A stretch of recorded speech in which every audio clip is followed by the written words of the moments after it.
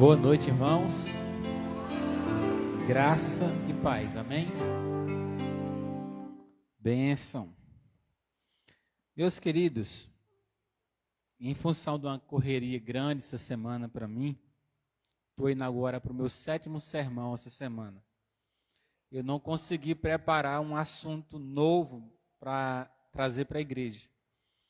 E eu vou então pregar uma mensagem que eu já preguei outrora. E aí eu vou dar a liberdade para os irmãos escolherem sobre os 2 temas que eu tenho para falar essa noite. Só o Hernandes que faz isso, né? Eu tenho 2 assuntos. O assunto família, foco conjugal, e o assunto igreja, identidade, missão e finalidade. Os irmãos então vão escolher. Quem quiser ouvir sobre família, vai levantar as mãos. Okay. O 2 não pode, Josiane. Quem quer família, levante a mão. Ok. Quem quer igreja, levante a mão. Igreja, amém. Abra sua Bíblia lá em Mateus capítulo 5. Tá vendo? Mereço um prêmio, não mereço não? Deixar você escolher o que quer ouvir domingo à noite. Rapaz do céu, eu estou orgulhoso de mim mesmo. Mateus capítulo 5, versículo 14.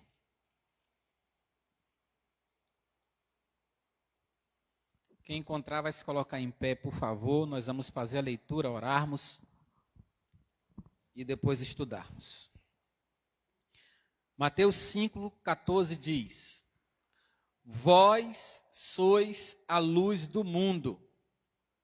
Não se pode esconder a cidade edificada sobre um monte, nem se acender uma candeia para colocá-la debaixo do alqueire, mas no velador, e alumia a todos os que estão na casa. Assim brilhe também a vossa luz diante dos homens, para que vejam as vossas boas obras e glorifique o vosso Pai que estás nos céus. Cobre sua cabeça, feche os seus olhos. Pai, nós queremos nessa noite, mais uma vez, explicitar ao Senhor a alegria do nosso coração por podermos te servir. Muito obrigado pelo Senhor ter nos resgatado e hoje nos dá a oportunidade, como eleitos do Senhor, poder nos reunirmos para aprender da Tua palavra. Rogamos que o Senhor traga entendimento ao coração de cada um dos Teus filhos, para que a nossa mente seja expandida e a nossa conduta redirecionada em um rumo que agrada e que satisfaz o Teu coração. Seja conosco. Assim oramos em nome de Jesus. Amém. Podemos assentar.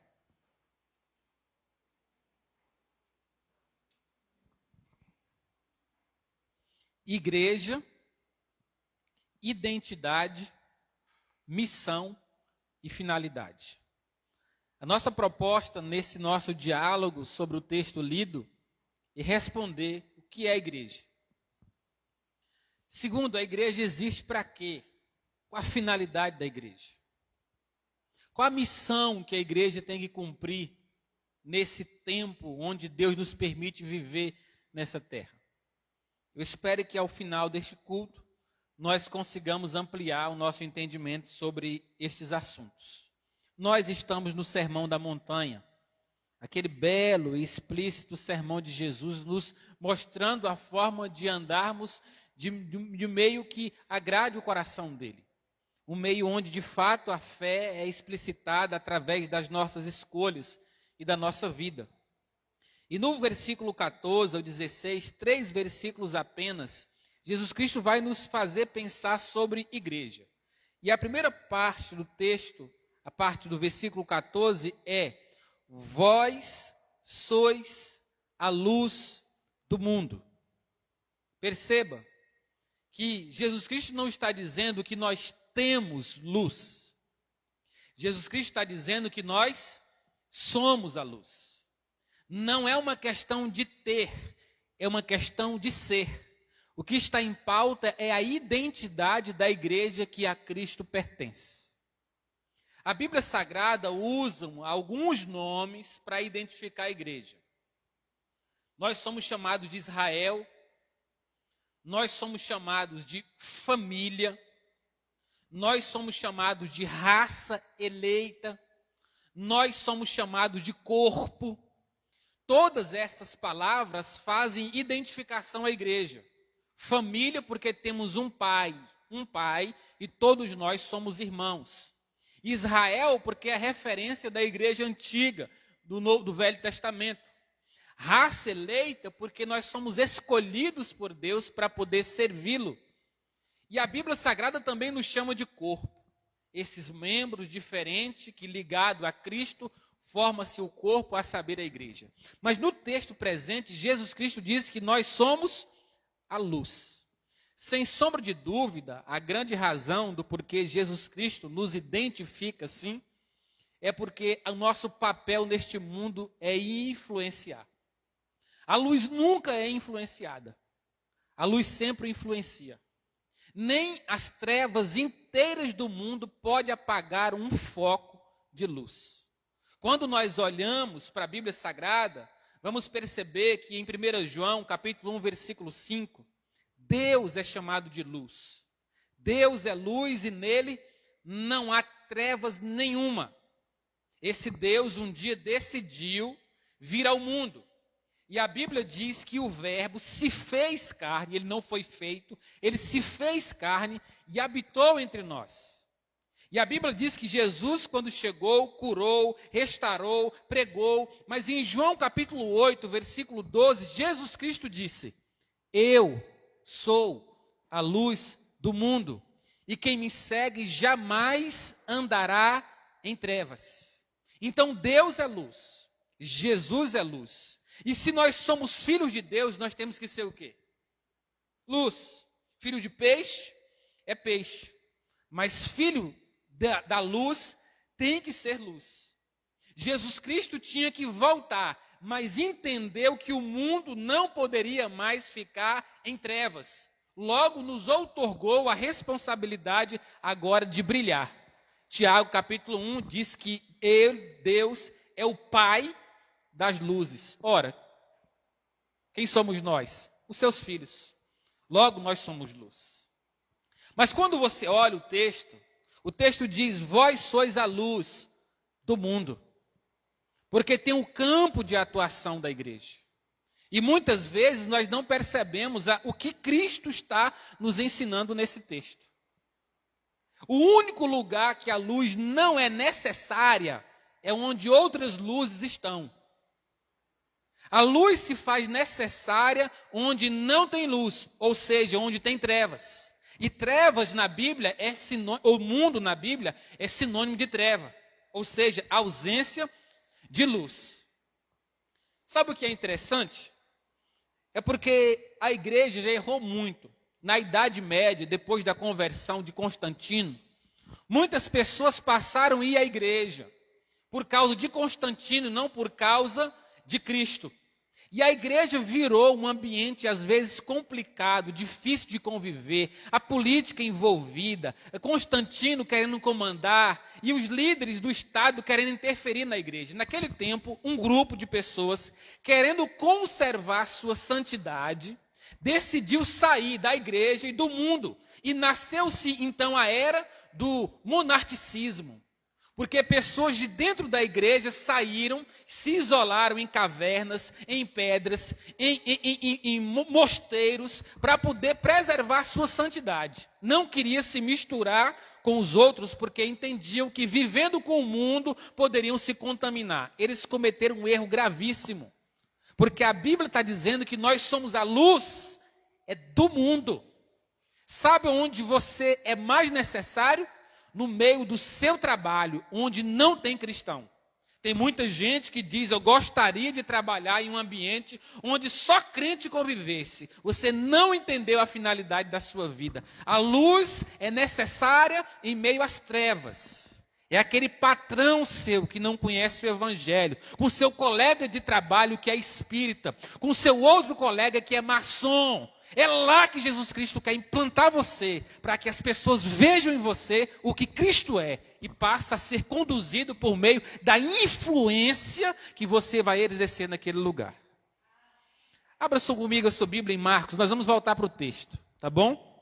Se quiserem até projetar aqui no Data Show, pode. O texto base, Mateus 5. Marcos capítulo 2 vai nos ensinar um pouquinho sobre isso daí. Versículo de número 15. Marcos 2, versículo 15. O texto diz assim: Achando-se Jesus à mesa, na casa de Levi, estavam juntamente com ele os seus discípulos, e muitos publicanos e pecadores, porque estes também eram em grande número e seguiam. Os escribas dos fariseus, vendo-o comer em companhia dos pecadores e publicanos, perguntaram aos seus discípulos: por que ele come e bebe com publicanos e pecadores? Então, tendo Jesus ouvido isto, respondeu-lhe: os sãos não precisam de médicos, e sim os doentes. Eu não vim chamar justos ao arrependimento, e sim a pecadores. Esse texto é fantástico porque explicita a situação de Cristo. No contexto, ele chamou Levi: segue-me. A Bíblia diz que Levi levantou, deixando tudo, o seguiu e foi para sua casa. Levi era aquele publicano com a fama de ladrão, de traidor da pátria, um pecador aos olhos da sociedade contemporânea. No entanto, quando ele vai para a sua casa, Jesus vai com ele. E quando ele senta na sua mesa, os seus colegas de trabalho, os outros publicanos, os outros ladrões, sentam com ele. E quem é que está na mesa junto com ele? Jesus.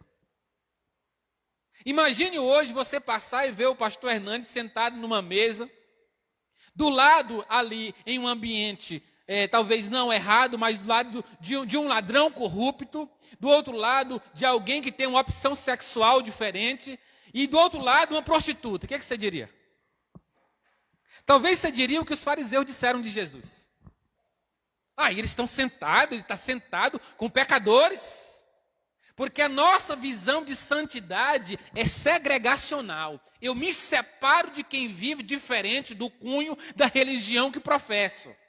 Então, se a pessoa não professa o cristianismo juntamente comigo, eu me segrego dela, eu me separo dela. Não foi isso que Jesus Cristo fez. Jesus Cristo, não existe ninguém mais santo do que Cristo. E sabe onde era que a santidade de Cristo estava explicitada? No meio dos fariseus? Não, no meio dos pecadores, porque a luz precisa brilhar onde as trevas estão a reinar. Percebe? Do outro lado, os publicanos estão reclamando. O texto diz que eles são os fariseus, porque essa é a ideia. Se uma pessoa começar a se relacionar com outras pessoas que o mundo não quer, que a igreja não quer se relacionar, os fariseus vão se levantar e começar a criticar. Jesus não sentou com os pecadores para pecar. Jesus não sentou com os publicanos para roubar. Jesus não conversou com prostitutas para se prostituir, mas Jesus Cristo sentou com esse povo para influenciar. Deus quer usar a sua vida no meio onde você está. Lá no meio. Nós somos a luz do mundo. Eu acho que nós interpretamos errado o Salmos 1. Bem-aventurado o varão que não ouve os conselhos dos ímpios, não se assenta na roda dos escarnecedores e não se detém no caminho dos pecadores. Nós lemos esse texto assim, está vendo? O crente não pode se relacionar com o mundo. Acabou, sai todo mundo. Não. Olha o texto. Bem-aventurado quem não ouve. É aqui. Essa é a lição. Quem não ouve o conselho do ímpio. Porque se você for guiado pelo conselho do ímpio, o ímpio vai exercer influência sobre você. Porque quem aconselha a sua vida exerce influência sobre a sua caminhada. Então, se eu ouvir o ímpio, eu sento na roda dos escarnecedores. Inclusive, escarneço com ele. Não é questão de não sentar com eles, é de não ser direcionado por eles. Nós somos a luz do mundo. Voltemos para o texto de Mateus, capítulo 5.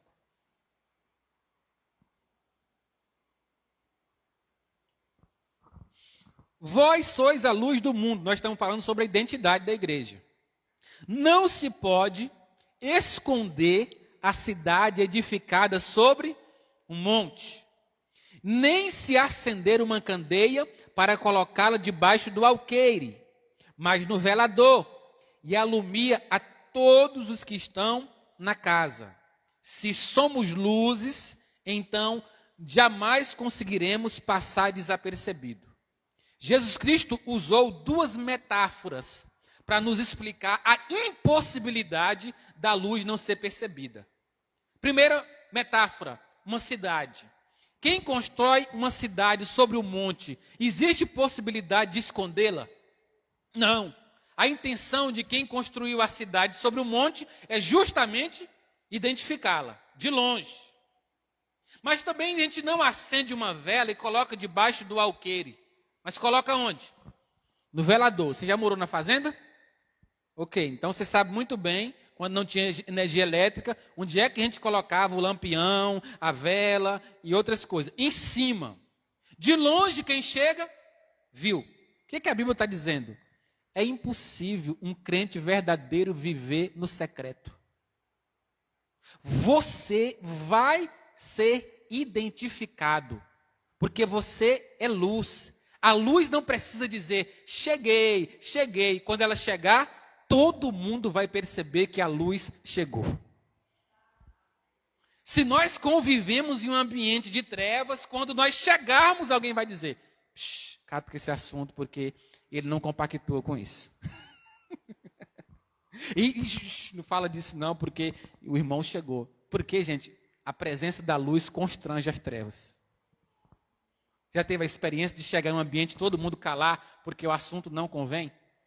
Já teve a experiência de alguém falar para você, desculpa, no dia que eu falo isso, já teve esse assunto, você, me desculpa, eu sei que você é diferente, você é luz. Segundas Reis, capítulo 4, tem um texto que eu acho fabuloso. A Bíblia diz que em Sunem tem uma mulher cujo nome não é explicitado, mas é chamada da Sunamita. Ela está em sua casa, E a Bíblia diz que Eliseu passa. E ela diz assim, eu vejo que aquele homem é um santo homem de Deus. Olha, Eliseu está passando. Ele não está pregando. Eliseu está passando. Embora seja profeta, não está profetizando. Eliseu está passando, porque a gente começa a dizer que as pessoas são ou não são de Deus depois das suas performances públicas. O pregador chegou, pregou e você diz, homem de Deus. A irmã com a voz bonita chegou, cantou e você diz, mulher de Deus. Ok, nosso erro, porque dons e talentos não atestam a espiritualidade de ninguém. Eu posso pregar e não ser um homem de Deus. Você pode cantar e não ser um homem de Deus, porque a nossa espiritualidade se revela na forma como nós vamos, ou na forma como nós andamos. Eliseu estava passando, ele é luz, e ela diz, eu vejo, a luz não passou desapercebida, que esse homem, que todos os dias passa por nós, ele é um santo homem de Deus. E eu acho isso fantástico. Eu acho isso tremendo, na verdade, sobre o Evangelho. Porque Jesus Cristo disse no Sermão da Montanha, capítulo 7, que muitos profetizariam e não seriam de Deus. Que muitos falariam em línguas e não seriam de Deus. Que muitos expulsariam demônios e não seriam de Deus. Que muitos curariam enfermos e não seriam de Deus. Percebe que não é o que se faz, é quem se é. Eliseu não está fazendo nada disso, ele só está passando, mas quando a luz passa, as trevas dizem, ele é de Deus, ele é diferente. A forma dele andar é diferente, ele compra diferente, ele dialoga diferente, o sexo oposto, ele trata diferente, ele é homem de Deus. As pessoas estão dizendo isso de nós, irmãos. A igreja é luz, essa é a nossa identidade, e nós estamos vivendo em um tempo onde muitas pessoas, em vez de influenciar, estão sendo influenciadas dentro das nossas igrejas. O que está ditando que as pessoas vestem é a moda. Mas o que o mundo diz que é moda, muitas vezes está fora de moda, dentro dos padrões e dos princípios que nós dizemos ter sobre o cristianismo. Porque a mulher, para chamar a atenção, se veste mal. Mal no sentido de mostrar o seu corpo. E a Bíblia diz que a mulher tem que se vestir com decência. O tempo de praia é um terror, porque as irmãs vão para a praia, tiram foto seminua, postam no Facebook e colocam o texto bíblico. Misericórdia! Essa roupa aqui é para ir para a igreja, essa roupa aqui é para ir para o serviço, essa roupa aqui é da praia. Não, o crente veste bem em todo lugar. Porque ele é luz. Se a única coisa que uma mulher tem para chamar a atenção de um homem for o corpo, coitada dela. Porque eu sei que a lei da física não erra. O corpo vai murchar. E quem casou com o corpo, por causa da ausência do corpo de bonito, se separa. Mas quando ele casou com uma mulher que tem um corpo, ele fala, eu casei com essa mulher. A gente tem que pensar sobre isso. A igreja não pode ser influenciada. Você está dizendo que eu não posso usar biquíni, pastor? Eu não vou dizer isso para você. Mas se você achar que um biquíni na praia é decente, é você. Eu prefiro que a minha esposa, e essa para essa eu posso falar, coloque um shortinho bonitinho. Primeiro, para preservar o que é meu. Aleluia. Né? Isso é muito importante de se mencionar. Né? Segundo, para não escandalizar. Para que o ímpio não olhe para ela com desejo, com tara, porque ela deu liberdade para ser olhada e desejada. Percebe? Vós sois a luz do mundo. Segunda lição que o texto nos fornece. Primeiro é a identidade. Segundo é missão. Versículo 16. Assim brilhe a vossa luz diante dos homens, para que vejam as vossas boas obras. Qual é a finalidade, ou melhor dizendo, qual é a missão da igreja aqui? O texto diz para que vejam as vossas boas obras. O que é boa obra, pastor? Boa obra é tudo aquilo de bom que nós fazemos em nome do Evangelho. Boa obra é tudo aquilo que nós fazemos em nome do Evangelho. Não é em nome do meu líder espiritual.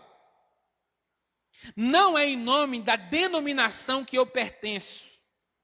Não é em nome da igreja que eu vou. É em nome do Evangelho.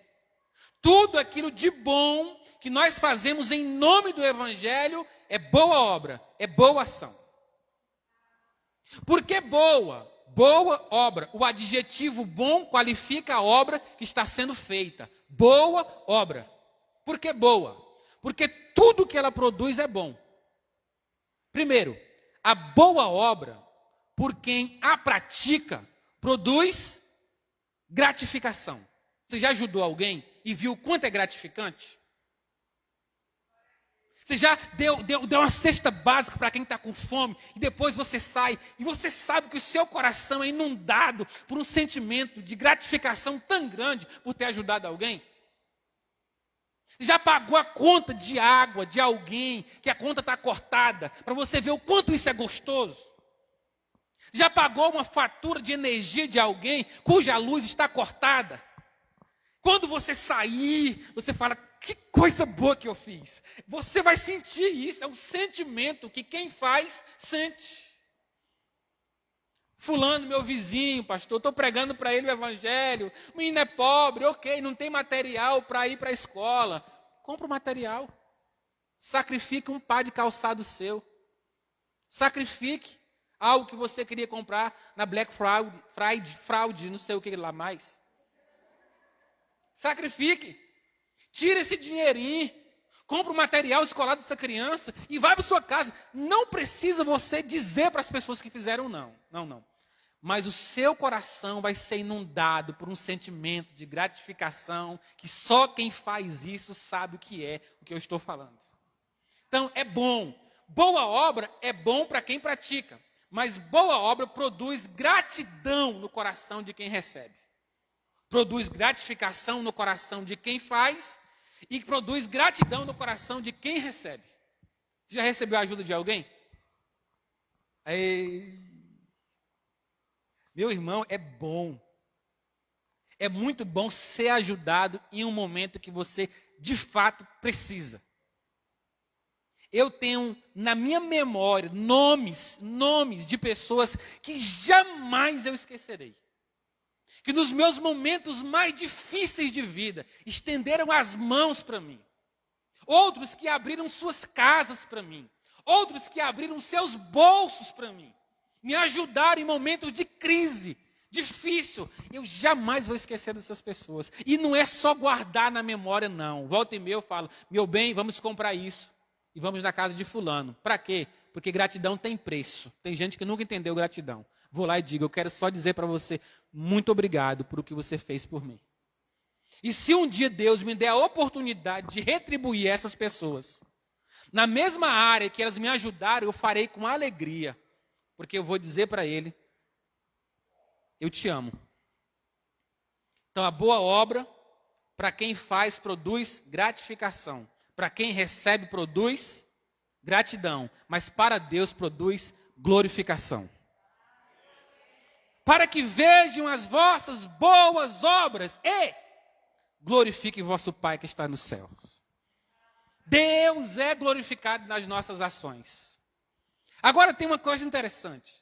Boas obras, primeiro, tem que começar pelos domésticos da fé. Gálatas 6,10. Façam o bem a todos, mas principalmente os domésticos da fé. Primeira grande questão. Antes de fazermos lá para fora, temos que fazer para quem está aqui dentro. Porque nós somos família. E as necessidades da nossa família a gente atende em primeiro lugar. Eu nunca vi alguém com filho passando fome e dizer, não vou dar comida para o meu filho não, mas vou dar para o outro primeiro. Ninguém faz isso. Eu nunca vi alguém com filho doente dizendo, tenho esse dinheiro para comprar um remédio para o meu filho, mas o filho de fulano também adoeceu, eu vou dar para ele. Não, família a gente atende primeiro. Nós somos a família de Deus. Lembra? Identidade. Segunda questão. Paulo, quando escreveu a sua carta aos Efésios, no capítulo 2, versículo 10, ele diz algo muito importante sobre boas obras. Vamos lá? Efésios 2:10. Depois de Gálatas.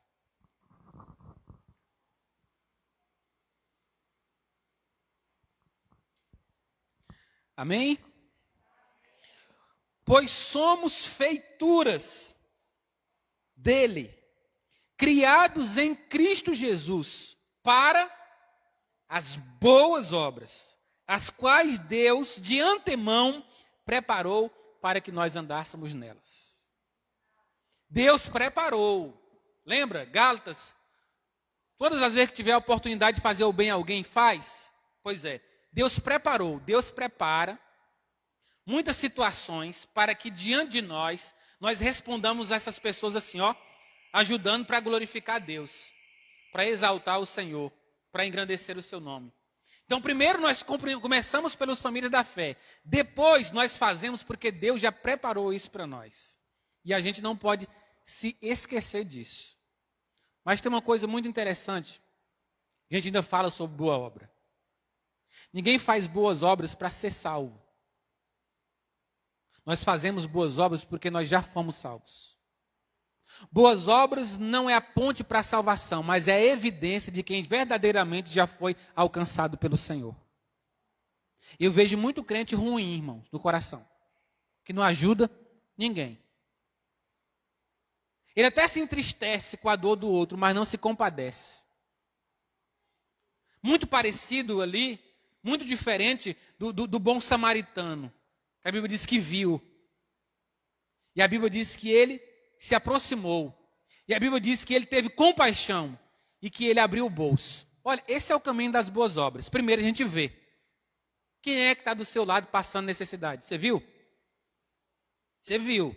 Tem gente que fecha os olhos para não enxergar. Mas a gente sabe de muitas pessoas no nosso meio que estão passando necessidade. Viu?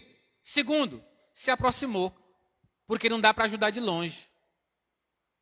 Só o WhatsApp dizendo Deus te abençoe, estou orando por você. Funciona não, irmãos. Tenho aprendido que a maioria das pessoas que dizem estou em oração por você, com a mãozinha não está orando não. Tá nada. Aquela mãozinha é hipócrita demais. O WhatsApp, entendeu? Aí, sei lá, o irmão coloca no grupo da igreja um desejo, todo mundo. E fica imaginando, meu Deus, quantas dessas pessoas entraram para o quarto e dobraram o joelho para orar de verdade? Percebe? Então ele viu, se aproximou. Terceiro, ele se compadeceu. E eu acho essa palavra maravilhosa. Porque compaixão é padecer com. Ele não sentiu pena. Ele não sentiu dó, que dó, que dó. Ele se compadeceu. Porque é possível você sentir pena de alguém, dó de alguém e não fazer nada por esse alguém. Mas quando você se compadece, você padece com ele. E aí você ajuda. Alegrai-vos com os que se alegram e chorai com os que choram. Empatia. Então, ninguém faz para ser salvo. Nós fazemos porque nós somos. E quem não faz podendo fazer, tem que questionar a salvação. Finalidade. A igreja não faz nada, a igreja somos nós. Como parte da igreja, eu faço. A igreja não precisa criar um projeto para eu fazer o bem a alguém. Quem alcança o seu vizinho não é o seu pastor, é você. Quem alcança o seu colega de trabalho não é o seu pastor, é você. Quem alcança o familiar seu não é o seu pastor, é você. O pastor alcança você. Percebe? Então, identidade, luz, missão, boas obras, finalidade. O texto diz: para que vejam as vossas boas obras e glorifique o vosso Pai que está nos céus. Volte para Mateus 5. Vamos lá? Foi vocês que escolheram. Né? Mateus 5. Olha que coisa fantástica que esse texto aqui vai nos ensinar. Qual é a finalidade última da igreja? A teologia defende a missão da igreja num tripé. A igreja tem 3 razões para estar aqui. Primeiro, por ordem de prioridade. Primeiro, glorificar a Deus.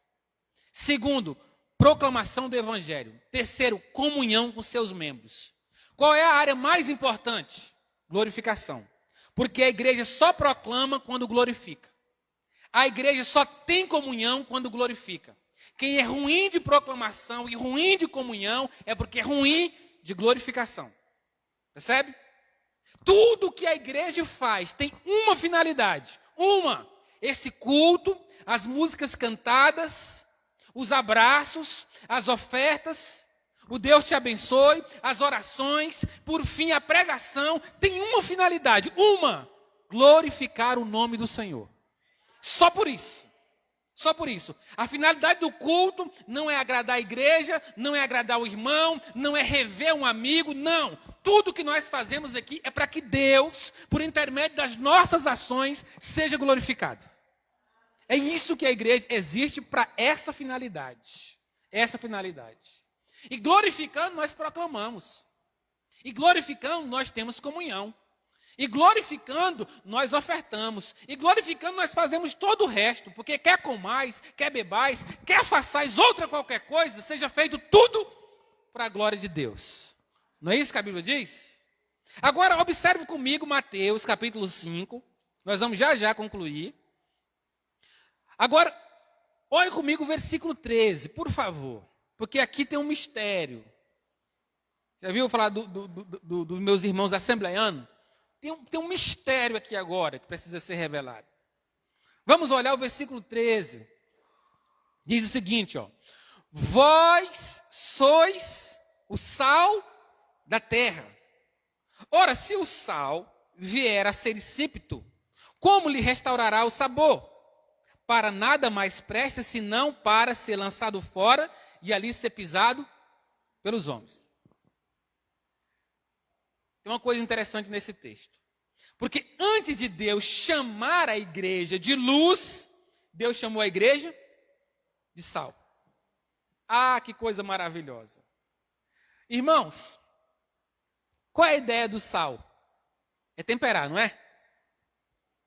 Mas o que o sal faz? O sal influencia, mas o sal não aparece. O sal influencia, mas o sal some. Se você na sua casa cozinhar uma boa comida e depois conseguir ver o sal, tenha certeza de uma coisa, a comida não vale nada. É ou não é? Acabou de cozinhar e tu enxergou sal depois da comida cozinhada, não coma, senão a UPA te aguarda. Ok? Não vale, não presta. Mas o sal, ele vai sumindo. Só fica dele a influência. A igreja que quer glorificar a Deus, ela precisa desaparecer para Deus crescer. Na linguagem de João Batista, que ele cresça e eu diminua. Que ele apareça e eu suma do mapa. Essa é a ideia da igreja. Qual é o problema? É que tem muita gente querendo aparecer. Meus irmãos, o culto às celebridades hoje. Porque onde tem imagem, tem idolatria. Por isso que Deus é espírito. Onde tem imagem, tem idolatria. Quando você vai naquela igreja que tem a fotona do pastor na capa, não tem? Na porta da igreja, já viu? Pois é, ali tem um culto idólatra. Há uma personalidade humana. Então nós temos que observar justamente isso daqui. A igreja vai sumindo, sumindo. A minha oração é, Senhor, quando eu for pregar, por favor, emudeça os meus lábios para que o Senhor fale. Não deixe eu aparecer para que o Senhor seja percebido e identificado. Não deixe a igreja olhar para mim, que ela olhe para o Senhor, porque eu não quero que a igreja me venere. É diabólico você venerar um homem. É Deus, é Deus, é Deus, é Deus, é Deus, é Deus e é Deus. Sempre será Deus. O Salmo 115 cantou o que nós precisamos viver. Não a nós, Senhor, não a nós, mas a teu nome seja dado toda glória. A Ele. E disse certa feita um pastor muito bom, uma piada interessante. Ele disse que na igreja, então, tem pessoas que não podem brincar do pique-esconde, porque elas se acham sozinhas. Não dá para brincar. Ela mesma se acha. Está aqui, está aqui. Se não levar o nome, não aparece. Eu louvo a Deus por essa igreja. Sabe? Porque nessa igreja tem louvor na quarta-feira. Nessa igreja tem louvor domingo de manhã. E nessa igreja tem louvor domingo à noite. Mas um tempo atrás não era assim. Um tempo não, muitos anos atrás. Tinha um grupo que cantava domingo e o povo não queria cantar na quarta. Porque domingo tinha público. Na quarta não tinha. E eu disse, para quem é que canta? Para Deus ou é para a igreja? Porque se você canta para Deus, você canta para Deus na quarta-feira, não tem plateia. Você não está cantando para o povo? Está cantando para quem? O Jesus Cristo de domingo à noite, não é o mesmo Jesus Cristo de quarta-feira, não? Aí eu disse, ok, quem não cantar na quarta e não tiver trabalho ou emprego, porque às vezes eu estudo, quem não tiver, então não pode cantar. Porque está cantando para o homem. E se estiver cantando para o homem, está cantando inutilmente, porque toda glória que é dada ao homem é uma glória vã. É uma glória vazia. Mas aqui não, graças a Deus, temos louvor todos os dias. Sabe? Se tiver excesso de ego, não está valendo. É Cristo, irmãos. É Cristo. Concluo falando sobre o salmo não, sobre a oração do Pai Nosso. Naquela oração, tudo está no plural. Só tem uma coisa no singular. Pai é nosso. Lembra? É nosso, plural. O pão de cada dia é nosso, plural. Perdoe as nossas ofensas. O perdão também é para nós, é plural. Livrai-nos das tentações. Livramento é nosso. Lembra? Tudo no plural. Mas quando você chega no versículo 13 do capítulo 6, está escrito: porque teu, Senhor, é o reino, o poder e a glória para sempre. Pai é nosso, pão é nosso, perdão é nosso, livramento é nosso, mas a glória é dele. Foi Jesus Cristo quem disse isso. E uma igreja que quer viver adequadamente tem que viver para Cristo aparecer. Nós vamos sumir. Vai ficar só a nossa influência, só o nosso rastro. Passou um servo de Deus aqui, pagou minha conta de energia. Quando eu estava naquele período com Naísa doente, né, acidentada, um irmão no banco, não sei quem é até hoje. E essa cena me marcou muito a cabeça, porque ele chegou e disse: você é o pastor Hernandes? Falei: eu sou o pastor Hernandes. Ele falou: tá certo, eu queria te dar uma oferta. Puxou 1.000 conto do bolso e falou assim: para você cuidar da sua esposa. Eu sentado no banco para ver o saldo, pensando, vai ter ou não vai ter? E ele na fila do banco puxou R$1.000 e colocou na minha mão, falou: cuide da sua esposa, do tratamento dela. E eu falei: meu irmão, muito obrigado, não sei o que lá. Eu falei: como é o seu nome? Ele disse: não interessa, eu sou de Deus, só isso. O que ele quis? Ele quis não aparecer, para que a glória fosse exclusivamente de Cristo. Só isso. Não interessa o meu nome, o interessa é quem vai ser glorificado por meio da minha ação. Ah, irmãos, isso é fantástico. Isso é fantástico.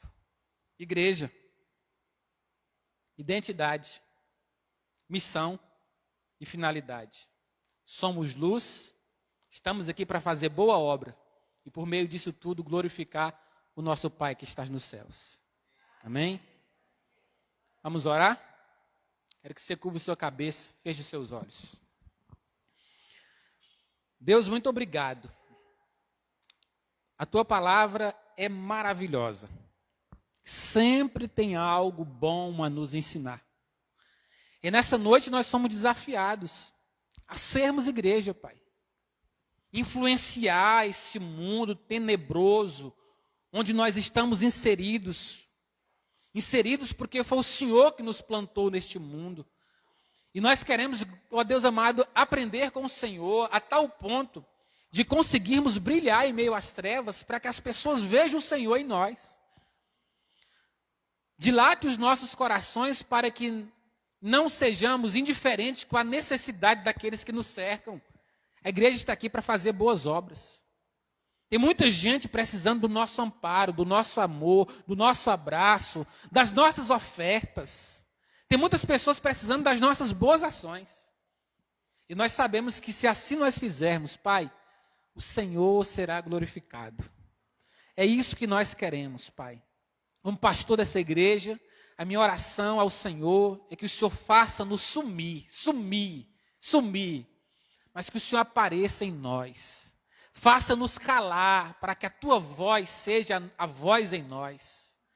Faça-nos, ó Deus amado, olhar para o Senhor, verdadeiramente como nosso Senhor, e conseguirmos trazer saúde para o evangelho onde nós estamos inseridos, onde tantas igrejas, Pai, andam, ó Deus amado, a passos largos, muito distante da tua palavra.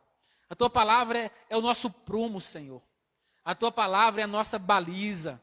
Ela que nos ensina a viver e a trilhar após o Senhor. E nós rogamos para que a Igreja Batista Boas Novas, todos os dias, por intermédio dos seus membros, onde eles estiverem, glorifiquem o teu nome. Nós oramos agradecidos por essa noite e pela tua palavra. Que o amor de Deus, o nosso Pai, que a graça do Senhor Jesus Cristo e as consolações do Espírito Santo esteja sobre a vida da Igreja Batista Boas Novas, hoje e sempre. A igreja diz: amém.